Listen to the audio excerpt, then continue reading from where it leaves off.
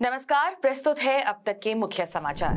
बीते हफ्ते महाराष्ट्र के मालवान जिले में 8 महीने पहले स्वयं प्रधानमंत्री श्री नरेंद्र मोदी द्वारा अनावृत भारतीय शूरवीर छत्रपति शिवाजी महाराज की एक मूर्ति पूर्ण रूप से खंडित होकर जमीन पर आ गिरी। मूर्ति के गिरने की खबर आते ही वाहनों की क्वालिटी में भी भारी गिरावट देखने को मिली।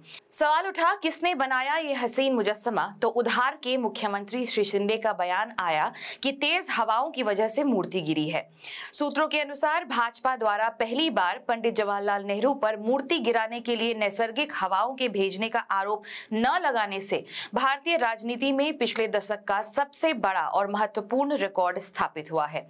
इस रिकॉर्ड को नमो बुक ऑफ रिकॉर्ड्स में दर्ज कराए जाने की मांग विपक्ष से उठ रही है।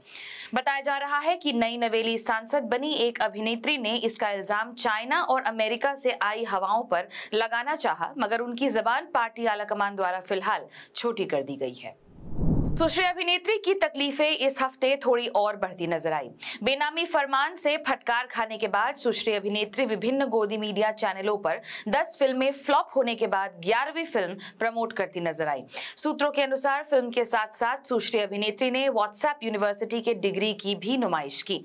बताया जा रहा है कि सुश्री अभिनेत्री के आरक्षण और देश के निर्माण में पंडित जवाहरलाल नेहरू एवं श्रीमती इंदिरा गांधी के योगदान संबंधी अपने ज्ञान के प्रदर्शन के चलते 99 वर्ष की लीज पर देश की आजादी बताने वाली आओ भारत के विद्यार्थी पीटे संगठन की सदस्य सबसे बेवकूफ कौन की प्रतियोगिता में अपनी स्थान को लेकर चिंतित है। प्रतियोगिता में फ्लड जिहाद का इजाद करने वाले और दूसरी पार्टियों के नेताओं से बांडवाली कर उन्हें अपनी पार्टी में शामिल करवाने वाले भारतीय जहालत पार्टी के सबसे बड़े ब्रोकर का नाम भी शामिल है। हम आपको प्रतियोगिता के विजेता की खबर देते रहेंगे। इसी संदर्भ में दूरदर्शन की स्वतंत्र फैक्ट चेकिंग एजेंसी एक फेक न्यूज का खंडन करना चाहेगी। इस हफ्ते बारिश के कारण वडोदरा से अहमदाबाद जाती तेजस गाड़ी अचानक रोक दी गई और एसी ऑफ करके गाड़ी के चालक और कर्मचारी यात्रियों को बीच में ही छोड़कर चले गए। दर्शकों की जानकारी के लिए बता दें कि यह तेजस ट्रेन की बात हो रही है, सुश्री अभिनेत्री की महाफ्लॉप फिल्म तेजस की नहीं, जिसको देखने गई जनता आधे में ही एसी हॉल छोड़कर भाग गई थी।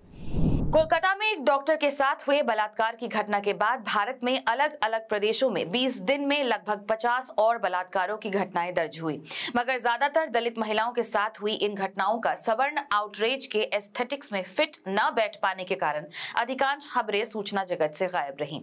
इसी बीच मेरठ के एक दुकानदार द्वारा 6 नाबालिग लड़कों के यौन शोषण की भी खबर आई है। सूत्रों के अनुसार भारत के ट्विटर प्रांत पर वास करने वाले मेन्स राइट्स एक्टिविस्ट्स महिलाओं के साथ हो रही हिंसा की खबरों के नीचे नॉट ऑल मेन लिखने से समय निकालकर लड़कों के बलात्कार के मुद्दे को नहीं उठा पा रहे हैं और इसीलिए इस बात पर भी नारीवादी विचारकों यानी फेमिनिस्ट्स ने ही बच्चों के लिए न्याय की मांग की है। मलयालम चलचित्र जगत में इस हफ्ते खास अफरा तफरी का माहौल रहा। जस्टिस हेमा कमेटी की रिपोर्ट के बाद मलयालम फिल्म जगत में सिलसिलेवार और जमी जमाई यौन शोषण की पूरी व्यवस्था का भांडाफोड़ हुआ है। इसी संदर्भ में association of Malayalam movie artists के अध्यक्ष मोहन लाल समेत कई पदाधिकारियों ने अपने इस्तीफे दिए। देश में तमाम ट्रेनों के पटरी से गिरने के बाद और लगातार हो रही ट्रेन की दुर्घटनाओं के बावजूद रील बनाने में कमी न रखने वाले रील मंत्री ने इस्तीफे की बात पर टिप्पणी देते हुए कहा, नूब्स। मलयालम सिनेमा की महिलाएं लगातार नामचीन निर्देशकों, अभिनेताओं आदि द्वारा किए गए यौन शोषण के अपने अनुभवों को मीडिया के साथ साझा कर रही है।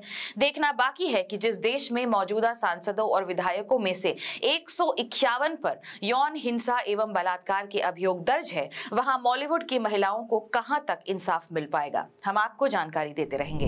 अंत में एक जरूरी सूचना। महाराष्ट्र के बदलापुर में 4 साल की बच्चियों के साथ हुए बलात्कार की खबर के बाद स्थानीय निवासी आक्रोशित रहे और कई जगह उनके प्रतिरोध दर्ज करने की खबरें आईं। बदलापुर की घटना के संदर्भ में कोलकाता के नाम पर भड़के भक्त प्रदेश की जनता का तेवर भी बदला रहा। बदलापुर की घटना के बाद ट्विटर प्रदेश में भक्तों की महाराष्ट्र के मुख्यमंत्री के इस्तीफे की मांग, उच्चतम न्यायालय का सुओ मोटो कॉग्निजेंस और गोदी मीडिया में इस घटना का उल्लेख लापता है। सूचना मिलने पर संपर्क करें।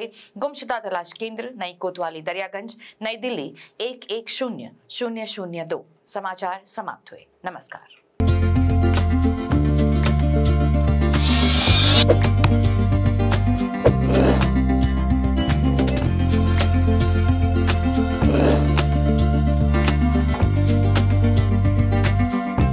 We'll be right back.